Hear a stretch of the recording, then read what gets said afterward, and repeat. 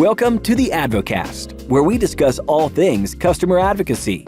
Discover the latest trends, best practices, and tangible advice as we talk to some of the brightest and sharpest professionals in the industry. Learn how to turn your customers into advocates to drive sales leads and make a positive impact on revenue.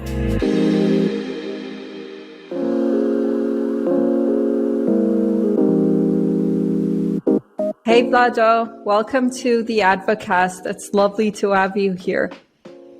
Hi Melis, thank you very much. It's a pleasure being here, and I'm looking forward to talking to you about advocacy and all the Advocast teams. Awesome. So for the ones that do not know you and are listening in, can you introduce yourself really quickly? Yes, sure, of course. My name is Vlado Rukavina. I come from Belgrade, Serbia. I am working for Wings for You for, I think it's a year and a half or more, as a global advocacy specialist on the account of Microsoft.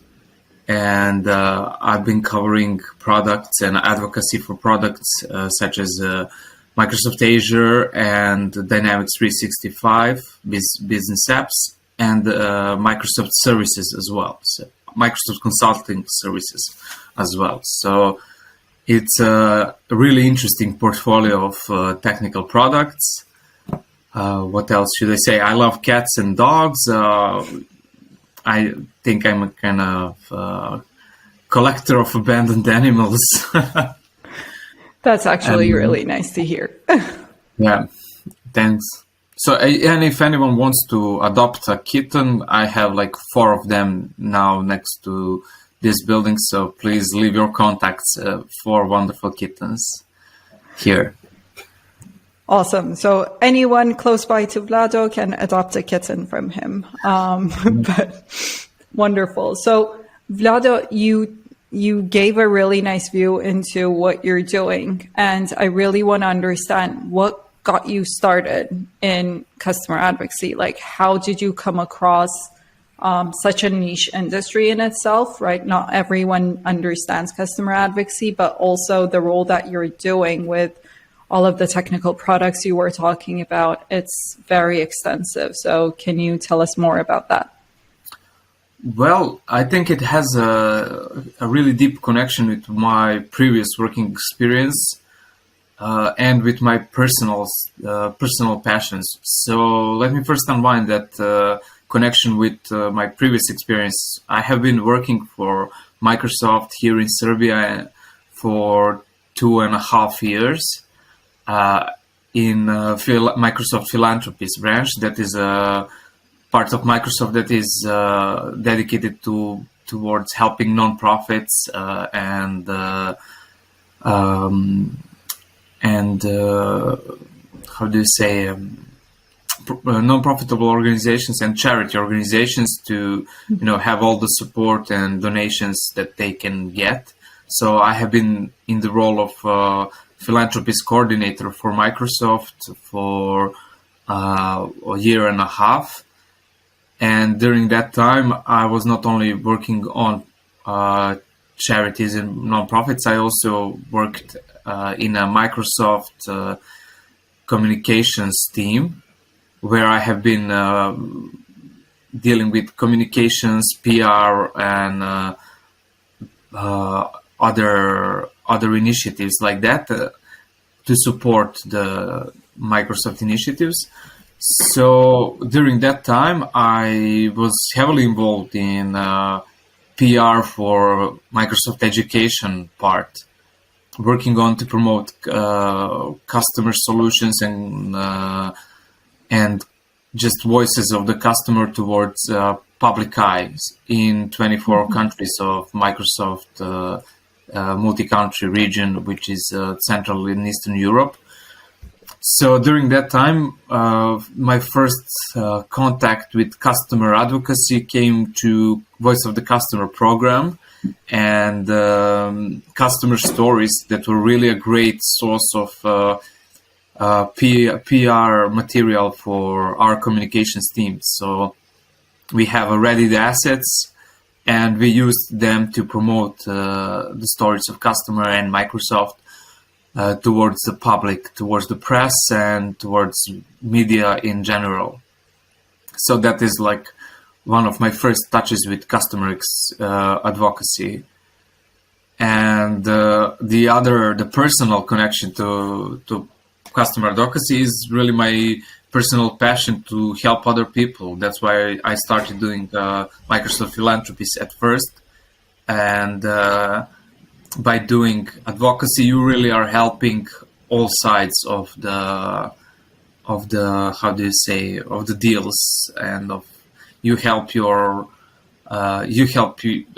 customers by spreading their success and the word of their success, but you also have an opportunity to help your employees, because when they see that their work has been cherished and promoted at this level, at the level of creating the assets of all of their most successful projects, then you can see on their faces that they just really appreciate that they have been, promoted, and they are really, really happy.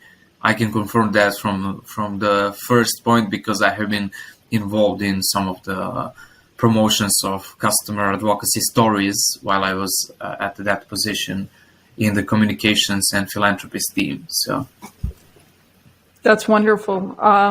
It kind of gives a really nice view into who you are as well, like from the kittens, but also your job in the philanthropies organization. So thank you for sharing. Really appreciate that.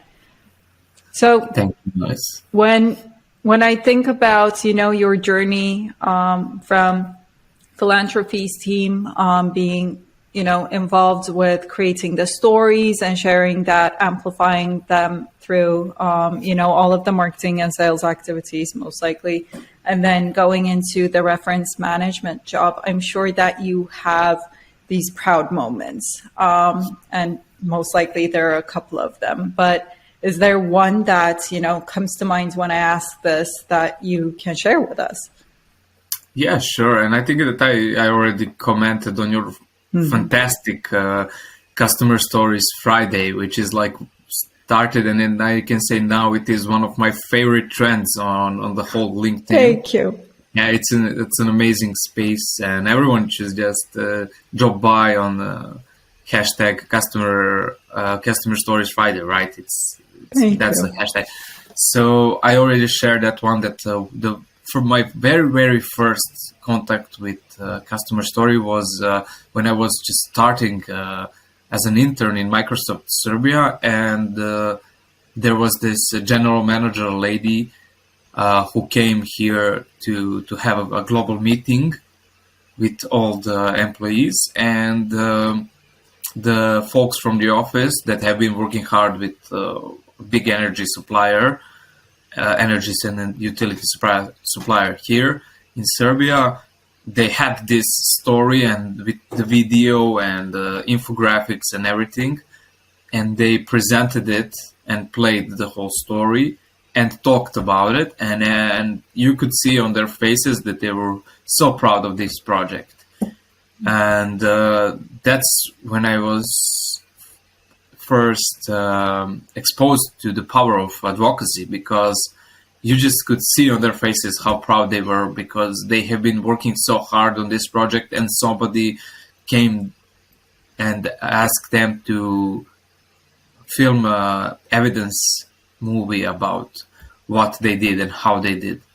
I mean, I will not go now into the technical details. They were using machine learning to predict the cost and spend of electrical energies, and they really improved the process for the customer, because they managed to replace some old program from way back in the 70s that predicted the weather, and based on that predicted how much consumption of electrical energies will be. So with Microsoft Azure, they managed to drop the margin of error towards less than 1%, and before that it was like 15%, and that 1% that like 14 or 15 margin of error saved the customer millions of dollar in spending on buying or selling the electrical energy. So having seen that one from the perspective of the people that have been working on that story, and then saw that it was really easy to present it because you had the evidence, you have the story, the film, the movie, the video, and it really rang with me because at that time I was not so proficient with those technical terms and everything, and it was so easily explained, and that I was how do you say, eureka, bam, just, you have something complicated and then it's put it in, and it's presented in such an easy and digestible way that even a person who is not so technically proficient can see the impact of the product and the service of the team that has been done. So that maybe is one of the greatest in that sense, because it was the first one. Okay, that's very interesting. It kind of brings into perspective, right? When you're so close to advocacy, you kind of miss sometimes the end point of it, the impact that you have on the organization, but also the end customer, the user, where they see the biggest impact, and to celebrate their success, which is also one of the practices of doing customer advocacy all in all. Right, awesome. Thanks for sharing that. I also wanted to, when you are talking about customer evidence, which I can see that's very, dear to your heart, that has impacted you, which is perfect. Other than the customer stories or, the testimonials that you get from customers, is there any customer advocacy practices that, you have been involved in and would like to, share more details about with the listeners? Some insights? Yes, so sorry for interrupting. So yes, of course, in this global advocacy role, I have been mainly dealing with name drops, customer solution use cases that have been used for RFP responses, and also the customer-to-customer calls, which are really important. So I have been working on some deals. I cannot say which companies were involved, but I think one of the biggest deal was, not sure even if I can say that. I censored the company, but it was 2 billion. Wow. Yeah. So for that deal, we have had to work really, really hard to secure a reference call between a customer that has been using one of the products. I have to be really careful about this. So one of the products in a really, really hard and specific way, because there was a lot of technical challenges, and that customer, you can imagine, for that amount of money for a deal, wanted to get to know every side of the product and every benefit or potential challenge that can occur to them. So by providing a reference or a reference call and connecting the successful customer advocate with the prospect, you manage to just assure the potential customer that the product is already used in a great way in such an environment that is similar to their own. So basically, by doing that, you just disprove our majority of their doubts, and that is the point with customer advocacy, because you cannot. Sellers, they can do they're doing the great job. They can assure someone to buy something, but at the end of the day, even when you when you want to buy an appliance, a mobile phone, or whatever, you will always want to see what is the experience from the end users. So you call, I don't know, your friends or whoever, and ask them, okay, how have you been using this product? Is it great? Do you have any issues with it? So that's the same thing when you're selling anything, be it like complicated industry technical solutions or just an ordinary product. So that is really interesting and exciting to me. That's very true. It kind of gets me to think about, on a daily life ourselves, like you said, before making a purchasing decision, you look for the word of mouth, or you go and read reviews for experiences that others have gone through. But when you talk to, B2B space, then it becomes not just a, simple maybe appliance purchase, but it becomes much bigger with the impact that you're saying. And customer advocacy becomes almost a weapon for sales teams to have in their pockets that they can leverage. Yeah, it definitely is a potent asset that they can leverage in their, in their battle to win over the customer, or especially in the tech world, the competitors are really, really sharp, and as you said, it's the battle. So if you can use some of your previous wins to leverage another win of the deal, you should always do that. So true. That is the great thing about customer advocacy, because it kind of always grows with your business. If you are successful, you will have a lot of candidates, but you have to have a good advocacy program, and that is where skilled reference managers and advocacy specialists come in place and in hand. So it is not only crucial to have a good business and good running and satisfied customers. It is the deal of having experienced team and experienced program management that will make that process so much easier. Because if you're working with an unexperienced reference manager, or you don't have much experience in it by yourself, you can make things worse. It is really a high risk, high reward business, So I would advise anyone who wants to use these assets to use it really carefully, and to use it in a professional manner, So you opened an idea for another question for me there, when you were talking about a skilled reference manager, right? So what are in your experience, with your interactions, the skills that, a powerful reference manager should have? For me, the first skill should be communication.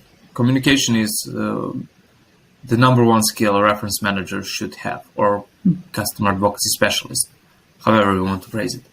So without communication, I think that it is not possible to do this effectively, because you are managing so much stakeholders, from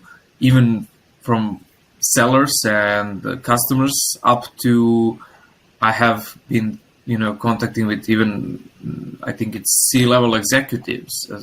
So you have to know how to talk to those people that don't have time even to read your email until the end. So they usually, sometimes they don't even open a lot of their emails, because they are so busy doing the strategic planning and thinking about larger operations.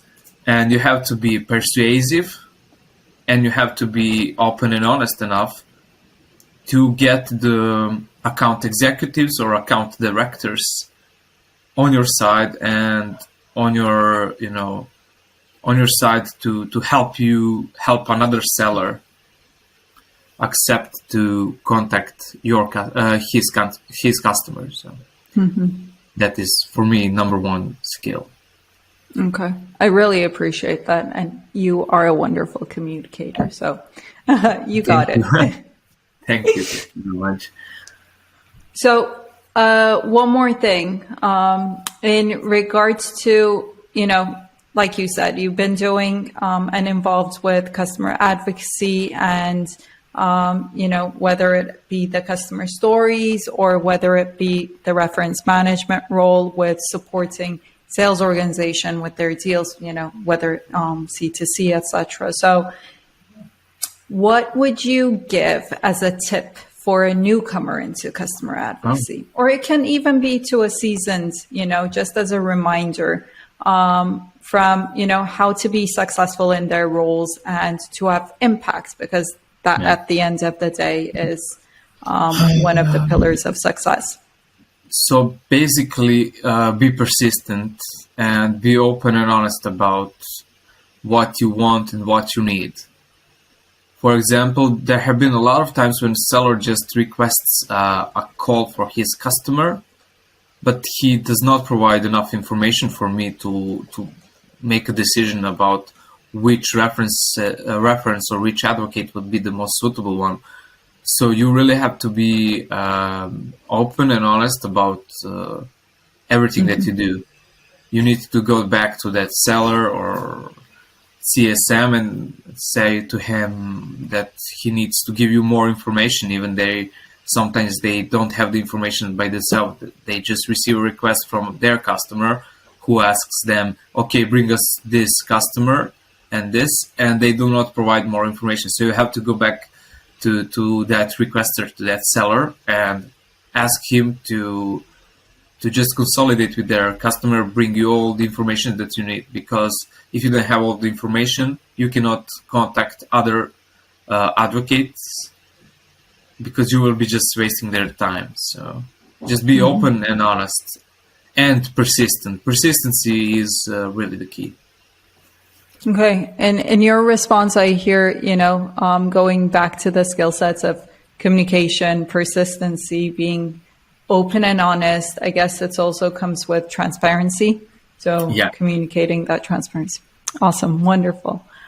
Is there anything else that, you would want to share with everyone listening in? Well, I think I already shared that I have 4 kittens for adoption. So regarding customer advocacy, I think it's really an interesting and growing field. And if you are thinking about joining the field or just need some tips or tricks, you can always reach out to me via LinkedIn. I post there, and you can ask for any tips, guides, or whatever you need from my side. Always keep learning. That's another tip or trick, because if you get a customer that is like really technical, techy or technically extensive, you need to adapt and learn the new things. But if you're, if then you get, for example, a retail customer that is not so much in tech, but it is focused on other stuff, you really need to adapt. So that adaptability would be one additional key point for key virtue for customer advocacy specialists to have. So that is I think advocacy is a space that learning never stops and it constantly evolves. So that's why I love it. I mean, I always wanted just to I don't like doing some repetitive or boring jobs or tasks. So this for me is really, every day is a different challenge, and every reference request or advocacy request is a different form of challenge. So you have to adapt. You have to adapt to the new markets, to the new customers, new advocates, and you need to find the language of communication with different cultures, because that's also one of the precious things that I have been doing, and that I have learned from all of this, because I have been covering the whole world, from Japan to United States and Africa up to Norway. You have to learn how to adapt to the way people communicate, because people do not do business the same way in South America and in Middle East. you have to, some people, some sellers or some advocates, they like the hands-on, informal approach, and some people don't like it. And for example, in Japan, you have to be really, formal and learn how to address the people that you are talking to, and you have to show the respect. But in some other parts of the world, if you're trying to come to a seller and ask him in that formal way, like the whole email about how we need to help from you and your customer, you will get a one sentence reply, or you won't get a reply at all. So maybe you should just ping that person via instant message, and just introduce yourself and tell him, hey, I need this because it is in the interest of the whole company.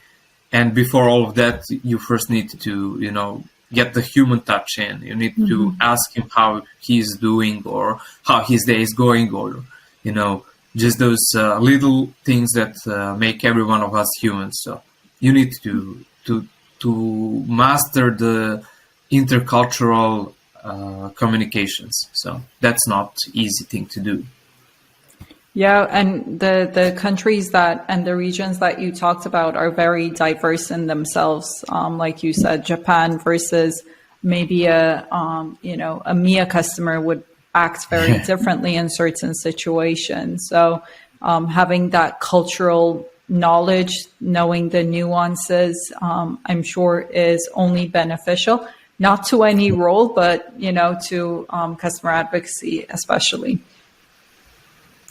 Yeah, I fully agree with you. It is really, if you're working only in one country and one market, then maybe it's not so much important to be that culturally versatile.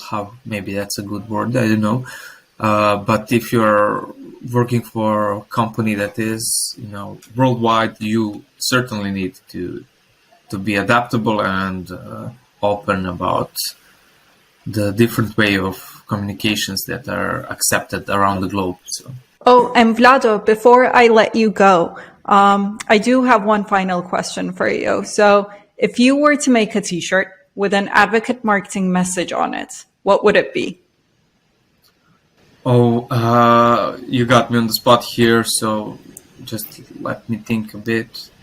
Probably something that has been my LinkedIn headline, but I've changed it recently. It will go something like this. It's something along the line of your customers are your biggest advocates. And I think my title was saying that, or bio info, how do you call it on LinkedIn? It was said that I was working on promoting the voices of your most precious advocates, your successful customers. So something along the line of that one, and or maybe something about cooperation, but probably about that your successful customers. Let your successful customer be your most valuable advocates. I like that one. We can actually turn that into a t-shirt. So yeah, I love the name Advocast. I think that I came up with it. I'm not sure. Yes, I think you're the creator of this title. So that goes definitely to you. Can I put that on my resume? I think you can earn that as your one of your skills and achievements as well. Yeah, great. Yeah, I love the Advocast, and yeah, that's the copywriting and world literature bachelor part of my person. So I like to make slogans and just to. So if you're really going to make a shirt, I would like to subscribe myself to one. Okay, got it. If we ever do make our own merch, so we have you down. You can call me. Yeah. I can even think about the slogan. Nice. Yeah. So once again, thank you, Vlado. Thank you so much for your time, and hope to see you in the next episodes. Thank you, Melis. Thank you, Maro. Thank you to all the people listening to Advocast, and go make your successful customer your greatest advocates. Bye. This episode was brought to you by Wings for You, helping global B2B tech brands unleash the power of their customers' voice. Wings for You customer stories and advocacy programs help you deepen customer relationships, increase retention, and close more deals faster.